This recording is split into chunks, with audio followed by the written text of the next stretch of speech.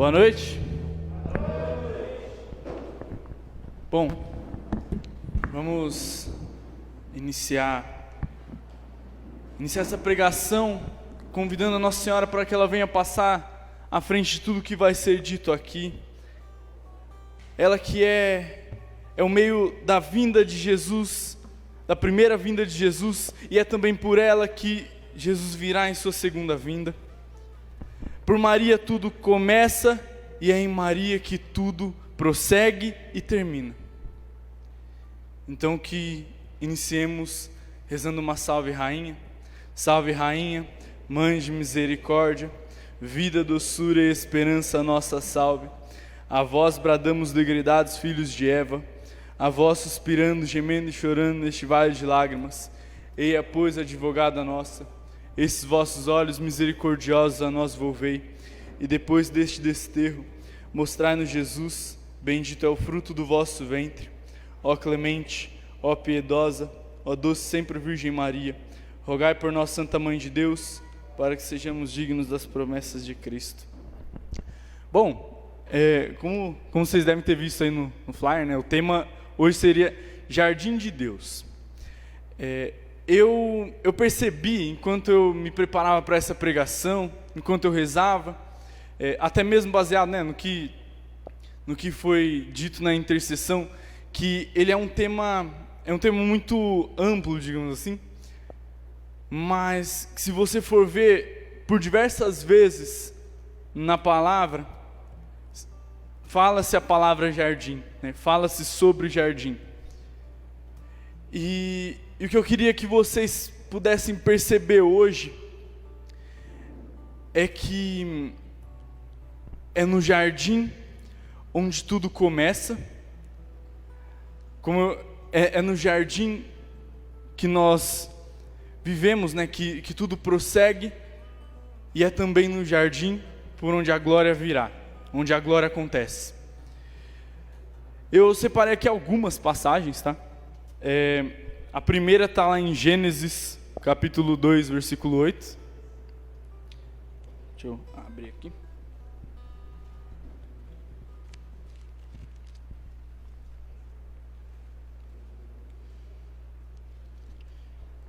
Diz o seguinte: Ora, o Senhor Deus tinha plantado um jardim no Éden, do lado do Oriente, e colocou nele o homem que havia criado.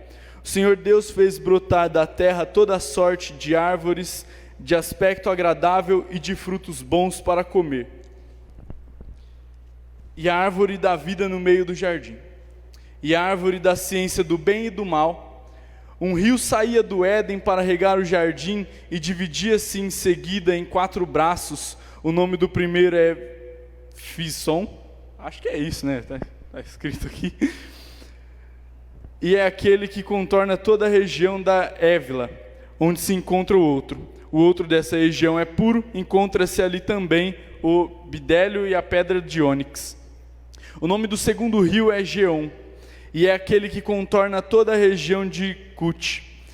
O nome do terceiro rio é Tigre, que corre ao oriente da Assíria. O quarto é o Eufrates. Aqui, a princípio, a gente tem uma descrição literal de como era o jardim, fisicamente. E um pouco mais para frente, em Gênesis 3, 6, diz o seguinte: A mulher, vendo que o fruto da árvore era bom para comer, de agradável aspecto e muito apropriado para abrir a inteligência, tomou dele, comeu e o apresentou também ao seu marido, que comeu igualmente. Então os seus olhos abriram-se, e vendo que estavam nus, tomaram folhas de figueira, ligaram-nas e fizeram tangas para si. Palavra do Senhor. Aqui nós temos a primeira aparição, a primeira citação do jardim.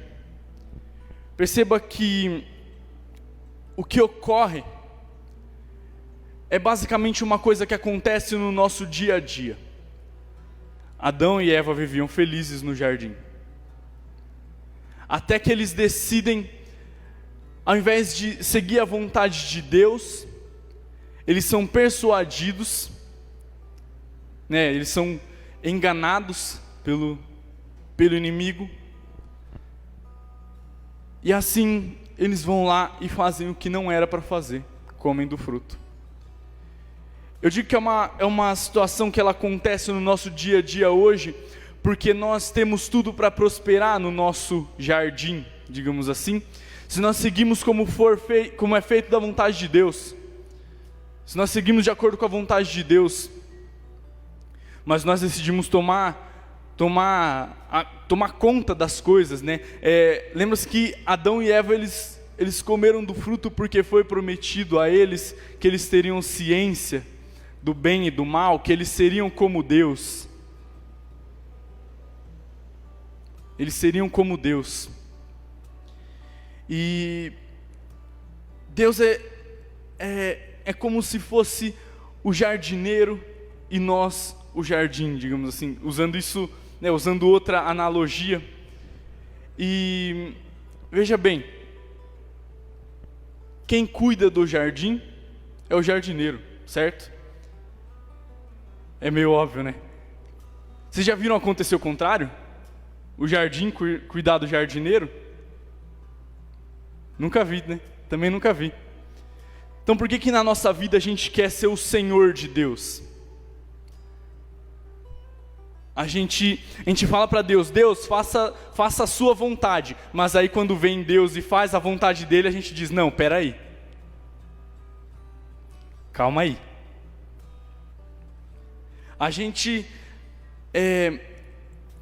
acho que uma coisa que ficou muito na minha cabeça nas últimas semanas, que eu até comentei com o pessoal aqui do grupo, é da passagem que, se eu não me engano, é São João e São Tiago, pedem para Jesus reservar um lugar para eles, à direita e à esquerda de Deus. Jesus vai e repreende eles, porque eles estão pedindo para que Deus faça da nossa vontade, Deus faça do que era a vontade deles. Eles em nenhum momento falaram, Jesus, faça da minha vida a sua vontade. Eles falaram, Jesus, guarda lugar para mim. Eles tentaram ser, digamos assim, o Senhor de Deus, e por vezes a gente faz isso na nossa vida também. E aí é nesse jardim que inicia a morte. Esse jardim, ele só tem um caminho final, que é a morte. A gente vê o jardineiro, quando ele vai podar a planta, né, a planta cresce, ele tira aquilo que está morto, ele tira aquilo que não presta, porque aquilo está impedindo a planta de crescer mais bonita. E com Deus é assim. A gente não permite essa poda de Deus, mas é necessário que se corte coisas da nossa vida que estão nos levando à morte. Esse é uma primeira reflexão sobre o jardim. Aí a outra, se vocês não quiserem, não precisa abrir, mas eu separei aqui. Deixa eu abrir aqui.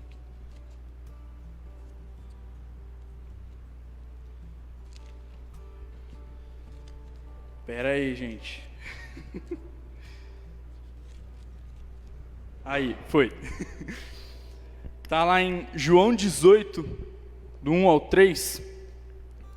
Essa é bem brevezinha, que diz o seguinte: depois dessas palavras, Jesus saiu com seus discípulos para além da torrente de Cedron, onde havia um jardim, no qual entrou com seus discípulos.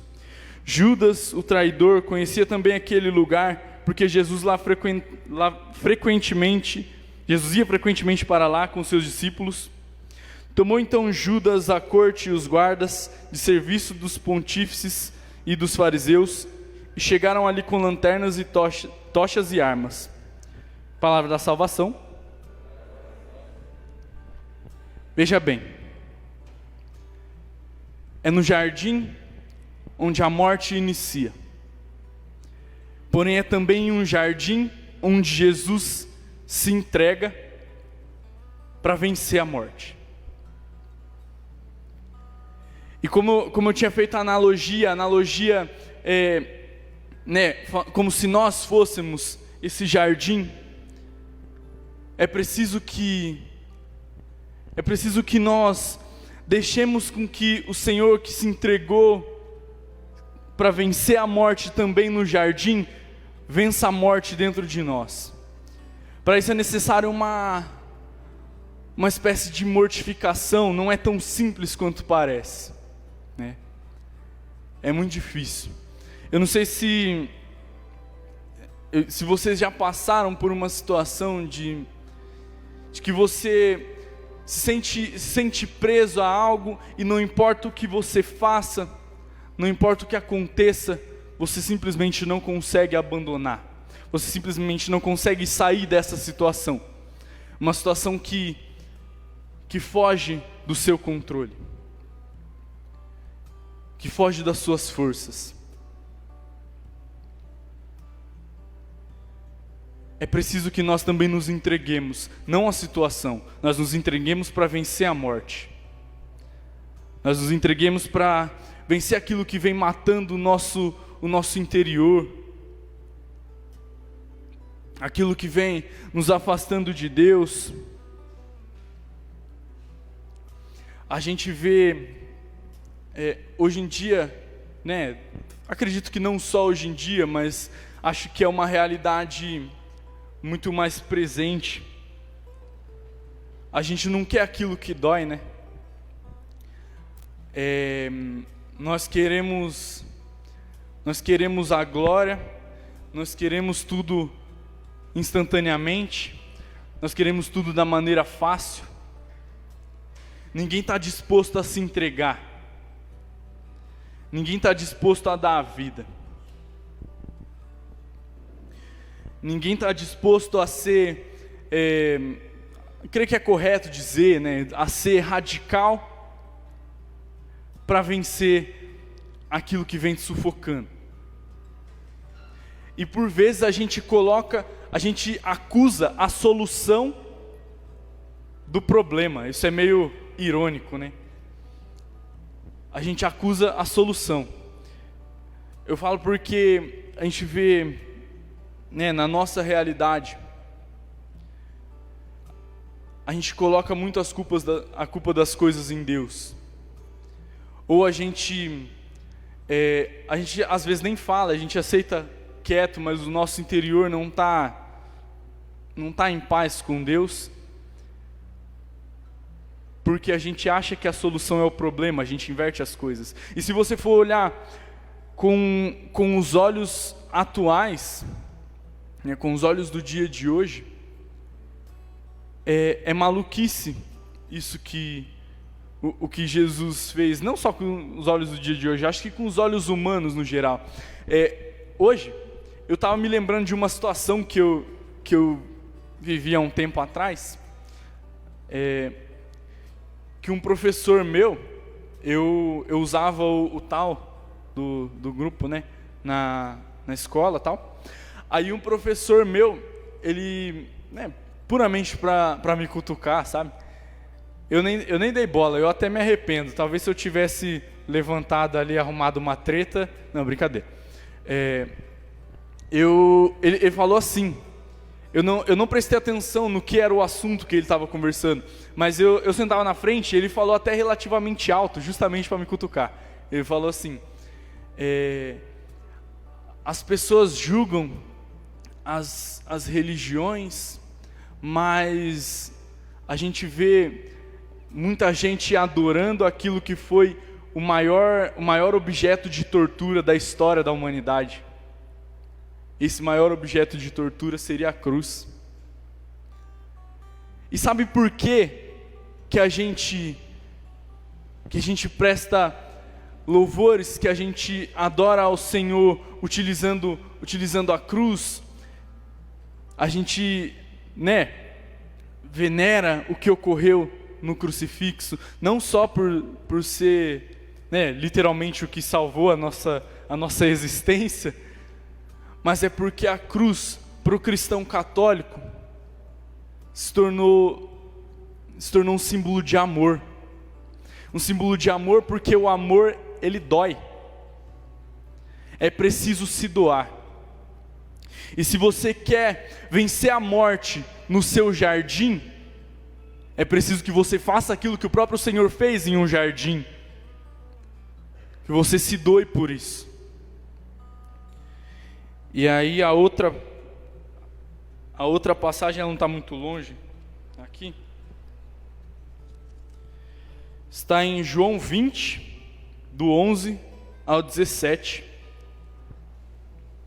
É até uma passagem relativamente conhecida, mas eu queria que vocês se abrissem a olhar, entre aspas, com outros olhos, né?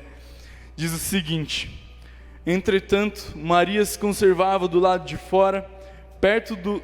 só contextualizando, Jesus já tinha sido crucificado, Jesus tinha sido sepultado, e tinham ido visitar o túmulo de Jesus, né? Visitar o sepulcro.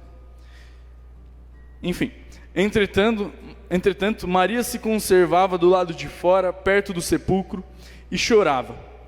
Chorando, inclinou-se para olhar dentro do sepulcro. Viu 2 anjos, vestidos de branco, sentados onde estivera o corpo de Jesus, um à cabeceira e outro aos pés. Eles lhe perguntaram: mulher, por que choras? Ela respondeu: porque levaram o meu Senhor e não sei onde o puseram. Ditas essas palavras, voltou-se para trás e viu Jesus em pé, mas não o reconheceu. Perguntou-lhe Jesus: mulher, por que choras? Quem procuras? Supondo ela que fosse o jardineiro, respondeu: Senhor, se tu o tiraste, dize-me onde o puseste, e eu o irei buscar. Disse-lhe Jesus: Maria.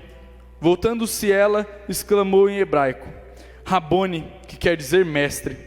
Disse-lhe Jesus: não me retenhas, porque ainda não subi a meu Pai, mas vai a meus irmãos e dize-lhes: subo para meu Pai e vosso Pai, meu Deus e vosso Deus. Palavra da salvação.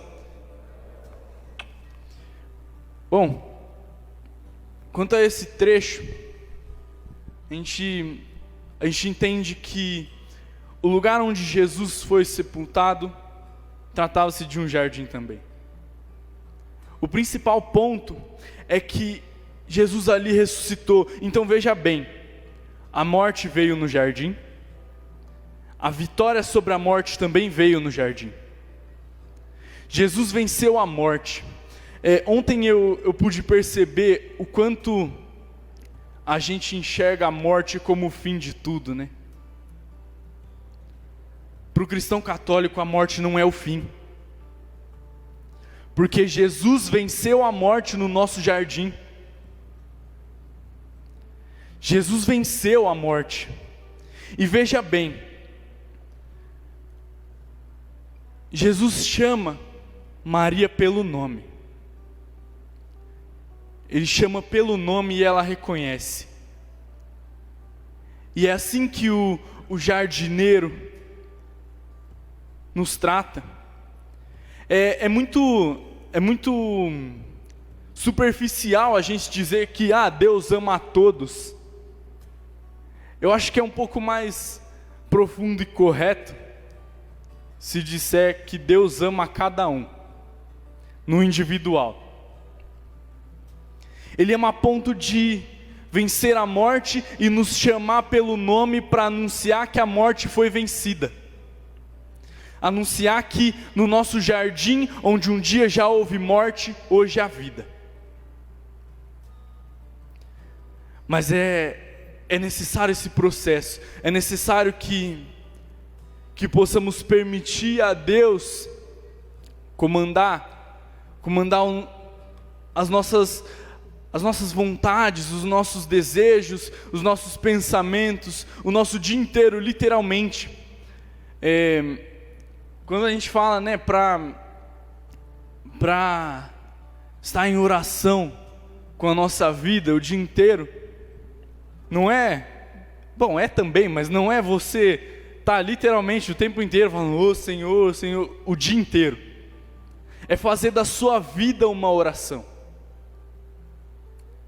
é fazer da sua vida uma oração. E, bom, a gente assim, eu não sei se vocês já pararam para ver os jardins, né? O jardim como esse lugar onde a gente, por nossa causa, implanta a morte, mas que com a graça de Deus e com esforço, com sacrifício nosso também, mas eu acho que principalmente quando a gente deixa as nossas vontades, a gente deixa os nossos pensamentos em segundo, se possível em último plano, para colocar as vontades de Deus, as vontades do jardineiro à frente de tudo. Porque o jardineiro venceu a morte. E o jardim, que seria a nossa dificuldade, que, trazendo para uma linguagem um pouco mais literal, a gente pode ter como os nossos vícios, os nossos pecados que em momento nenhum a gente tem conseguido abandonar, ou simplesmente a nossa indiferença para com o nosso próximo, para com a nossa família, ou até mesmo conosco, cada um consigo mesmo, né? A morte que seria tudo aquilo que não nos aproxima de Deus, tudo aquilo que é a nossa vontade e não a vontade de Deus, seja vencida. É o jardineiro que vence, o jardineiro que é o Senhor. O Senhor, Ele se entrega em um jardim para vencer. E Ele vence a morte no jardim. E parece, né, falando assim, parece até que é fácil. Parece até que a gente não tem aí as nossas prisões no nosso dia a dia. Mas eu não sei, não conheço a realidade de cada um, mas será que custa se você simplesmente parar para observar as coisas simples da vida e entender que ali está Deus? Não é preciso você necessariamente, é necessário você vir à igreja frequentemente, você estar em dia com os sacramentos, mas no seu dia a dia você pode muito bem adorar a Deus, você pode muito bem permitir que o jardineiro faça as podas dele, no seu dia a dia, na sua rotina. E é uma coisa que eu percebi, né, na minha vida, assim. Para quem me conhece, né, eu já devo ter contado isso na intercessão do grupo, mas falando agora no geral, para quem me conhece, sabe que eu gosto muito de basquete, né? E assim, eu tenho, né, contato com diversas pessoas que também gostam, e enfim, pessoas de diversos lugares do Brasil e do mundo, e eu tenho grupos, e eu recebi há um tempo atrás, por pura coincidência, foi na mesma semana isso, as duas situações, né? Eu recebi mensagem a primeira foi o seguinte, eu tinha compartilhado a live do grupo, e um dos moleques, ele veio no meu privado e mandou mensagem falando que ele tinha se sentido tocado pela maneira com que eu agia, porque nos grupos de WhatsApp eles tinham conversas que sinceramente não convém a um cristão. E assim, eu não falo de resenha e tal, porque, cara, é possível, é plenamente possível você se divertir com seus amigos sem falar bobeira, sabe? Mas eles tinham conversas que não convêm a um cristão, e eu simplesmente me afastava, eu simplesmente não aparecia ali em momento nenhum. eles já tinham, há um tempo atrás, me dado a oportunidade de falar sobre a minha fé no grupo, mas aí eu compartilhei o link da live do grupo no meu status, e o cara ele veio me mandar mensagem dizendo que se sentia tocado pela minha conduta, porque eu não estava envolvido nas conversas dos moleques, porque eu compartilhava as coisas da igreja, sabe? E de verdade, eu nunca fiz isso com intuito, tá ligado? Tipo, eu definitivamente não sou nenhum exemplo do que fazer, né? Se você quer ser santo, definitivamente. Mas uma atitude simples, que eu fiz sem pensar, que foi só não me envolver na conversa dos caras, sabe? Que foi só não negar a minha fé. É uma atitude básica, digamos assim. Mas é no simples. É no dia a dia que você atrai alma, sabe? Olha, se você pegar agora e colocar assim dentro de você, eu vou lá, eu vou fazer uma missão tal, eu vou começar a pregar.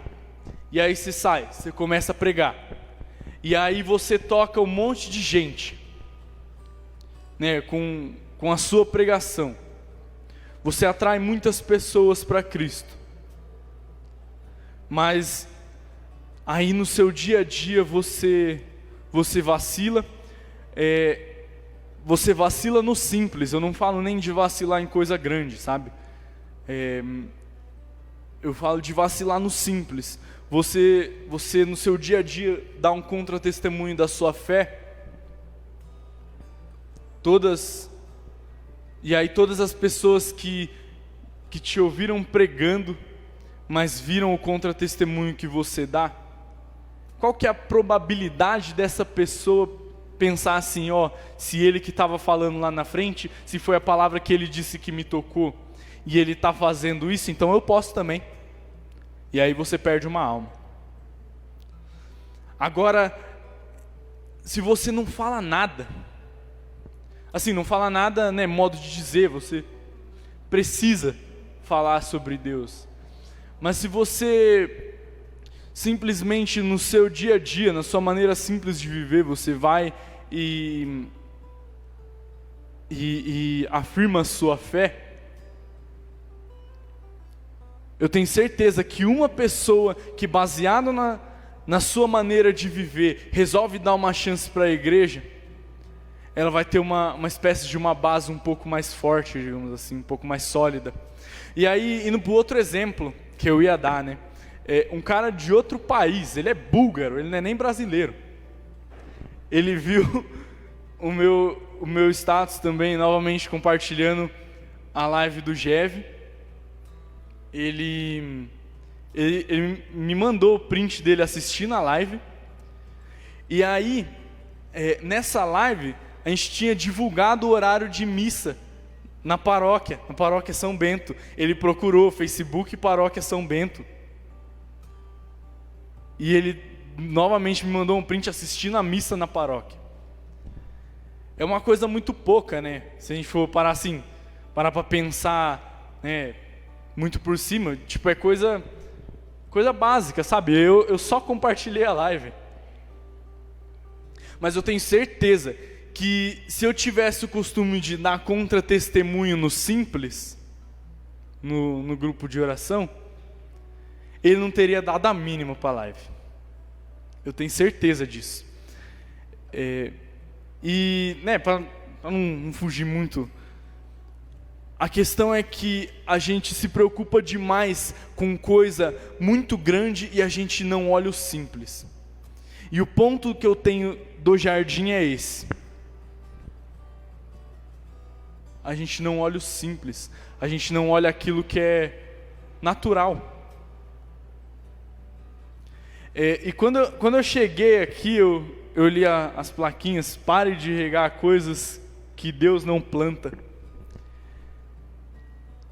E eu acho que é exatamente o que acontece, que impede que o jardineiro vença a morte que foi instalada no nosso jardim. E a senhores de Deus. A gente tenta colocar muitos limites, né, na ação de Deus. A gente quer que seja do nosso jeito, se não é do nosso jeito a gente fica frustrado. Eu ouvi uma vez, licença. Eu ouvi uma vez uma frase que o Gabriel falou, cara, que aquilo ficou na minha cabeça assim, para sempre. Que a gente tenta muito ser católico profissional. A gente tenta demais ser católico profissional. E é mais uma maneira da gente colocar o nosso ego, digamos assim, né? O nosso ego na frente da vontade de Deus. Não que a gente não tenha que seguir a doutrina correta, muito pelo contrário. Se você não seguir aquilo que está no catecismo da Igreja Católica, meu amigo, você tem um destino. Não quero ser muito radical nisso, mas, né? É que a gente se prende demais com isso. A gente olha, a gente vê o irmão que por muitas vezes está precisando de alguma ajuda, ele não sabe que ele está fazendo errado, a gente já chega com os 2 pés no peito. Isso é diferente com quem sabe, viu? Quem sabe que está errado tem que chegar com os 2 pés no peito, sim. Mas a pessoa que a gente vê que ela está fazendo de coração, óbvio, é necessário que a gente corrija. Mas que essa correção não venha a inflar o nosso ego. Que essa correção seja para que ele também acerte.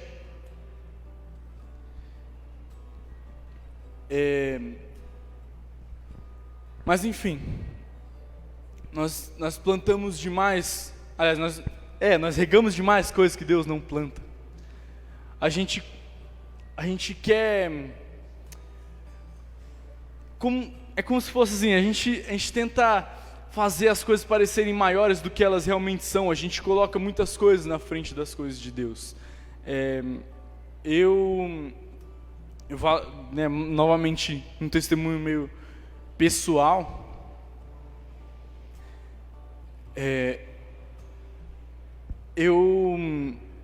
Hoje em dia eu trabalho em 2 lugares, né? Então, assim, meu tempo ele é extremamente corrido. Meu tempo é, assim, extremamente corrido mesmo, sabe? Eu não devo ter, sei lá, meia hora livre no meu dia, sabe? Mas há um tempo atrás, inclusive hoje eu mudei porque eu realmente percebi a importância que tem a gente ter um diálogo sincero com Deus e a gente disponibilizar um tempo para isso. Mas o foco era outro. Por eu ter muito pouco tempo, eu sempre tinha isso como desculpa para não... Acho que o maior exemplo disso é passar na Capela do Santíssimo, para não ir dar, sei lá, que seja um oi para Jesus, sabe? Cada um tem aí a sua particularidade, mas esse era o meu caso.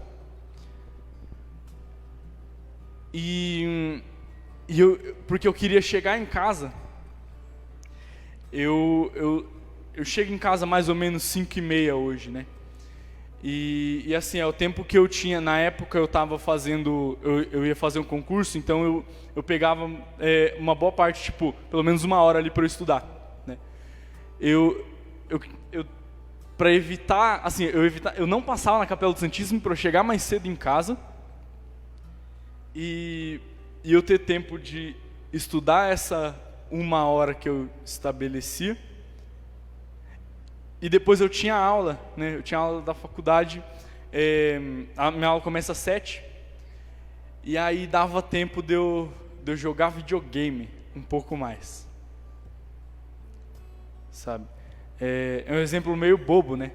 Mas, veja bem, eu deixei de cumprir com o meu tesouro espiritual, eu deixei de alimentar a minha intimidade com o Senhor,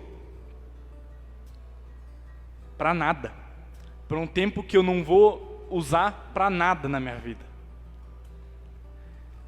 E E quando eu me dei conta disso, cara, foi muito doloroso, sabe? Porque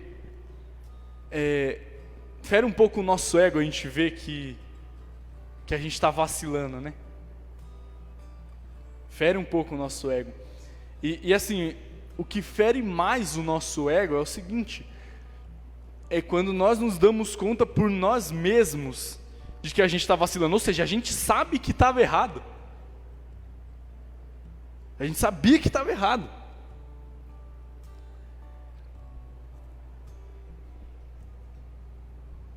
Enfim.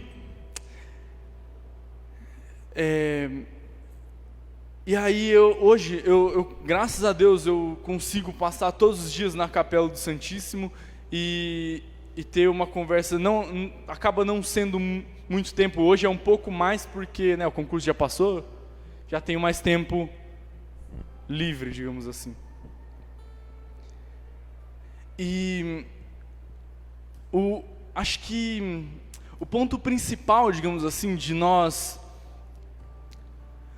deixarmos que Deus seja Deus e que nós não queiramos ser os senhores de Deus, ou colocar limites, impor limites e colocar coisas à frente, é que Deus, Ele surpreende a gente de uma maneira absurda, porque Ele pode coisas que nós não podemos, sabe? Com Deus não tem essa de permissão, sabe? Deus, Ele nos surpreende, Ele nos mostra coisa que nem a gente sabia que tinha. Eu acho que eu tá aqui pregando talvez seja o maior exemplo, porque, pô, molecada aí que tá aqui há mais tempo, o pessoal que me conhece, tipo, intimamente, assim, sabe o tanto que eu sou antissocial. O tanto que é muito difícil eu, literalmente fazer amizade, tanta dificuldade que eu tenho para me comunicar. E isso é um problema que eu sinto muito forte em muitas áreas da minha vida, mas eu acho que com Deus talvez seja até um pouquinho mais, porque quando a gente vai conversar com o Senhor, é necessário que a gente seja sincero, né? Não que Deus não nos conheça, muito pelo contrário. Se você tenta esconder alguma coisa de Deus, problema seu, só tentou. Mas é necessário que a gente se abra. Se nós procuramos tanto essa intimidade com o Senhor, é preciso que a gente seja verdadeiro, né? E eu tinha um problema que... eu acho que eu ainda tenho esse problema, mas eu tenho melhorado demais. Eu tenho sentido essa melhora, que é o seguinte, eu sinto que quando eu falo, é muito difícil de eu me sentir compreendido, sabe? É muito difícil. É muito difícil de eu sentir que eu falei aquilo que eu queria falar.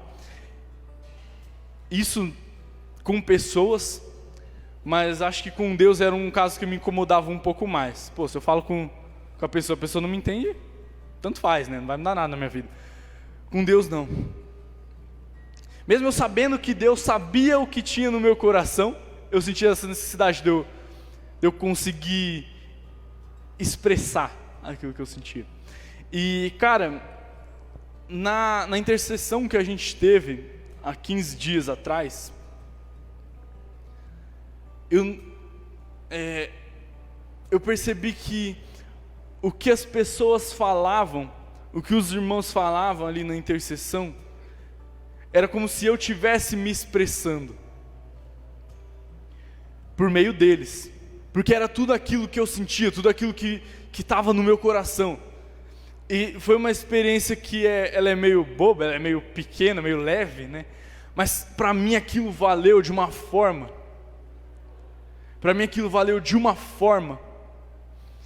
E eu tinha ido para a intercessão com uma coisa na cabeça, porque assim, essa passagem que eu falei, né, antes, de São João e São Tiago, tinha sido o evangelho diário, alguns dias antes, né?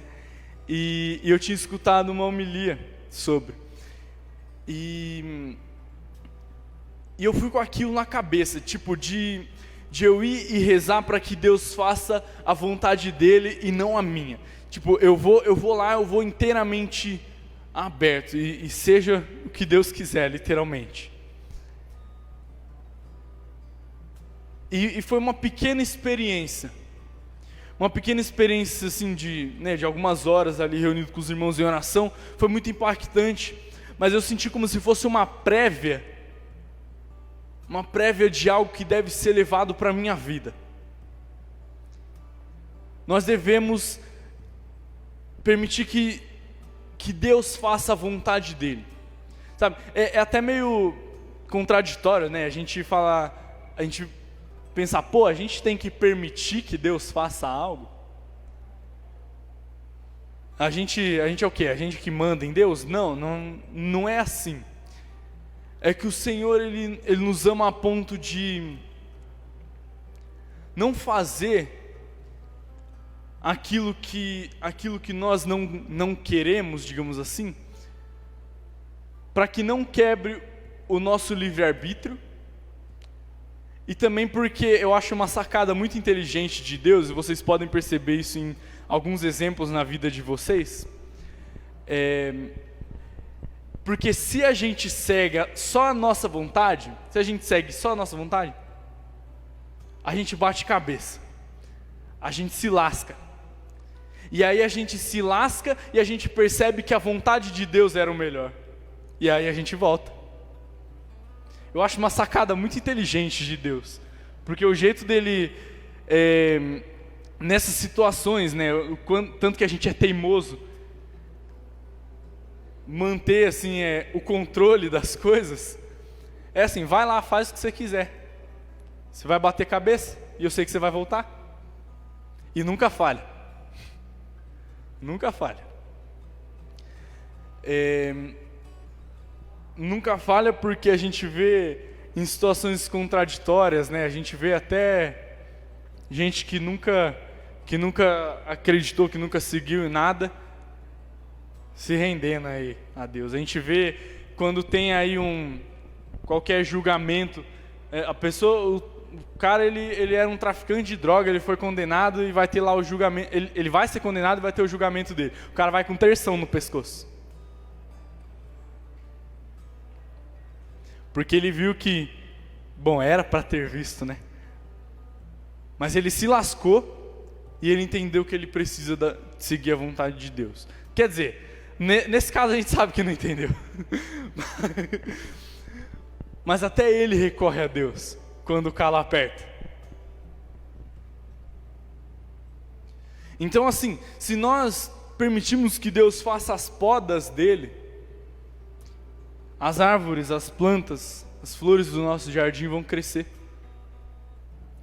E o nosso jardim, que era cheio de morte, vai vencer a morte e vai ser cheio de vida. Se nós não quisermos inverter a ordem natural das coisas, que é o jardineiro cuidar do jardim, se nós não quisermos inverter a ordem natural das coisas, nosso jardim vai crescer.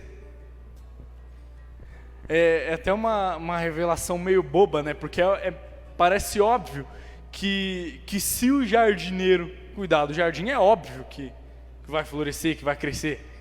Se estiver ali num solo bem preparado, é óbvio que vai. Então por que a gente não percebe o tanto que isso é óbvio? A gente não percebe o tanto que isso é óbvio e a gente ainda tenta tomar as rédeas da nossa vida. E aí quando as coisas não saem do jeito que a gente quer, lá vem a reclamação.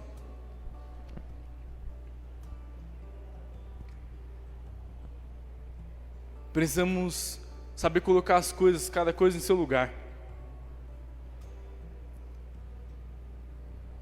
A gente precisa ter essa audácia, né? Porque é muito cômodo a gente simplesmente deixar do jeito que está. A gente vê outro exemplo, esses parques públicos, né, que a prefeitura vai lá, faz o parque, beleza. Fica 10 anos sem cortar a grama, sem cuidar das coisas que tem lá no parque. 10 anos. Não mexeu no parque. Não cortou nenhuma folha que tinha na grama lá do parque. Não acabou com nenhum formigueiro. Não tirou nenhum bicho. Deixou ali do jeito que está. Deixou ali do jeito que está, e aí foi crescendo, e aí o que acontece? Vem a ferrugem, consome as coisas que tinha no parque, a grama cresce, o parque fica literalmente inacessível. Fica uma zona. Na nossa vida é assim. Se a gente não permite que o jardineiro venha podar as nossas plantas, venha cortar aquilo que está morto, tirar os formigueiros que tem na nossa vida, não dói, né? Não machuca. A gente não tem que fazer nenhuma renúncia. Só que aí aquilo vai crescendo e aí se torna um ciclo vicioso. Acho que o maior exemplo literal disso é o vício. Aliás, 2 enormes exemplos literais disso. É o vício nas drogas, né? E na nossa questão da castidade. Nas drogas, porque a pessoa ela vai lá, ela dá um tapinha ali de leve, primeira vez, curte o barato ali, aí aquilo vai se tornando recorrente e aí ela não consegue mais sair disso. Eu não sei se vocês têm alguém, né, conhecido, parente, enfim, que chegou a perder a vida porque não conseguiu sair das drogas. Eu tenho um primo que ele se internou, ele começou a usar droga aos 12 anos de idade. Ele se internou aproximadamente umas 5 vezes. Mas o vício tinha corroído tanto ele que ele não conseguiu. Todas as vezes ele se internava, ele ficava limpo, ele voltava, ele caía de novo. E ele veio a perder a vida em 2019, aos 30 anos de idade. Morreu de overdose. O outro exemplo que eu falei era da castidade, mas eu acho que dá até para dar uma ampliada para afetividade no geral. A pessoa que ela é extremamente carente e ela deposita suas carências em outras pessoas, chega algum momento que aquilo não consegue mais satisfazer ela, que aquela pessoa não consegue mais satisfazer ela, e aí ela vai e ela procura em outra pessoa, e aí ela começa a se consumir, e ela não controla mais aquilo consome não só as pessoas, né, os próximos do qual ela se aproveitou, mas consome ela mesma, porque ela já não consegue mais, ela já não tem mais nenhuma autonomia, digamos assim, sobre si. Isso é um problema também para outra pessoa, a que alimentou a carência dela, porque você alimenta a carência quando aquilo também tá te satisfazendo de certa forma. Você alimenta a carência daquela pessoa, e aí em algum momento ela vai te exigir mais do que aquilo que é bom para você, ou aquilo que você consegue entregar, e aí ela começa a te sugar, e chega a um ponto no qual nem você mais se reconhece. E eu acho que o exemplo mais banalizado hoje em dia é a questão da pornografia e da masturbação. Eu digo que é o mais banalizado porque tratam como se fosse coisa normal, como se, faz bem à saúde. Não faz, é tudo balela, é tudo mentira,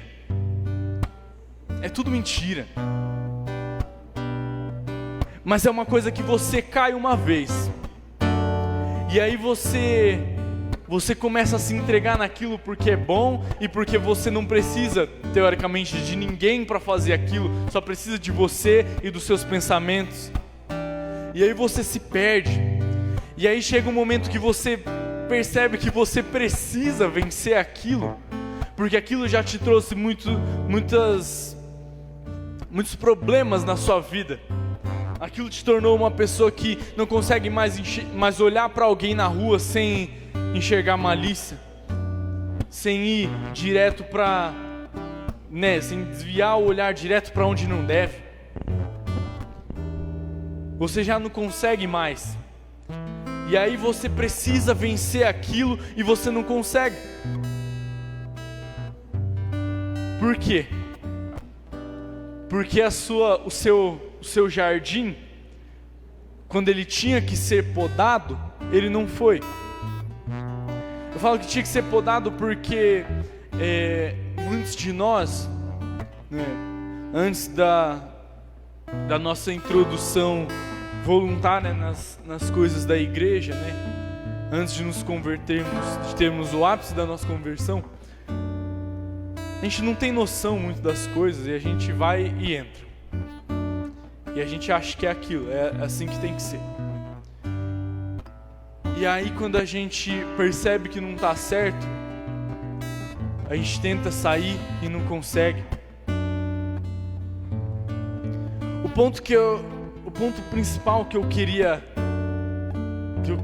atingir com isso é que o nosso jardim, ele só vai permanecer sendo o jardim da morte se nós não permitirmos que o jardineiro, que seria Jesus, venha e traga a vida. Se nós quisermos mandar em Deus. E é um ponto que dói um pouco, porque a gente pensa que, eu falando assim aqui, a gente pensa que, eu tô sim fazendo a vontade de Deus. Você está fazendo a vontade de Deus? Você tem certeza? Olha bem para a sua vida. É uma pergunta que, se te fizerem 2 vezes consecutivamente, a primeira resposta vai ser sim, e a segunda vai ser eu acho que sim.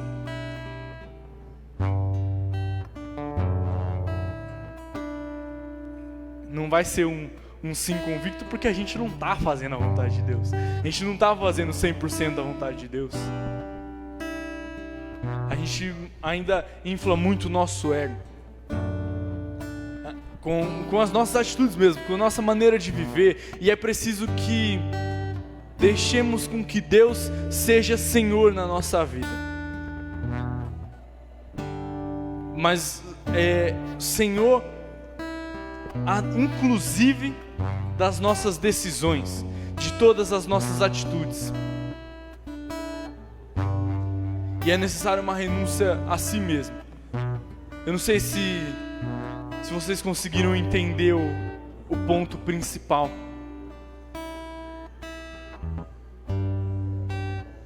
Não sei se vocês conseguiram entender que é basicamente isso. Tudo, a humanidade, literalmente, tudo se inicia no jardim. Tudo se perde no jardim. Tudo a gente pode vir a recuperar também no jardim, e o fim de tudo a gente vence no jardim. Se nós deixarmos com que Deus reine, com que Deus seja o nosso jardineiro, com que Deus faça as podas que nós precisamos, iremos vencer no nosso jardim. E esse jardim vai ser o jardim de Deus. Então, eu queria pedir para que vocês ficassem de pé um momento.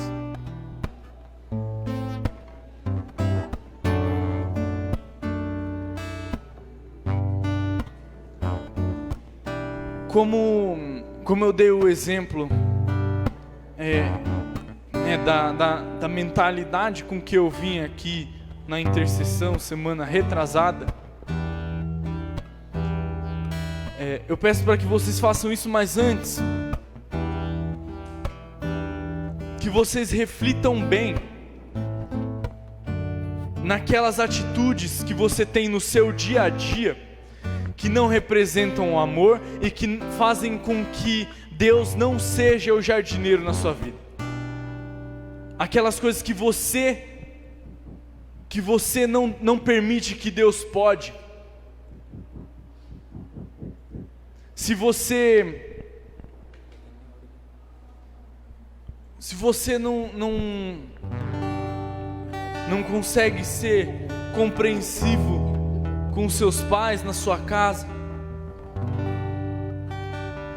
se você segue com a mania podre de falar mal da vida do irmão, daquilo que não é da sua conta, como eu dei o exemplo, se você não conseguiu ainda abandonar o vício da masturbação e da pornografia, se você se envolve ainda em conversas indevidas,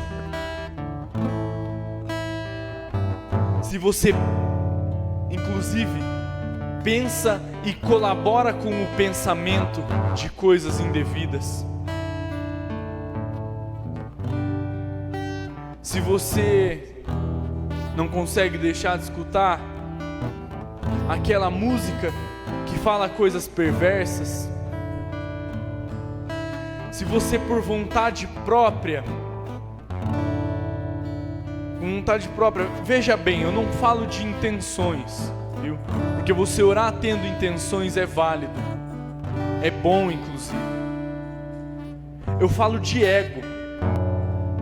Se você só ora, só pede a Deus para que Ele faça coisas que vão te engrandecer para você e não para Ele, peço que você analise muito bem e que, tendo refletido sobre isso, você possa orar da maneira que achar melhor, da maneira que achar que deve, pedindo para que o Senhor venha e pode e corte esses galhos mortos que tem ainda nas árvores do seu jardim, que quebre o seu orgulho. Vai falando, se você sentir a necessidade, vai falando, fale dentro de você, no seu interior. Se você achar melhor falar, soltar a sua voz, fale também, mas seja sincero com Deus, seja verdadeiro. Meu Senhor e meu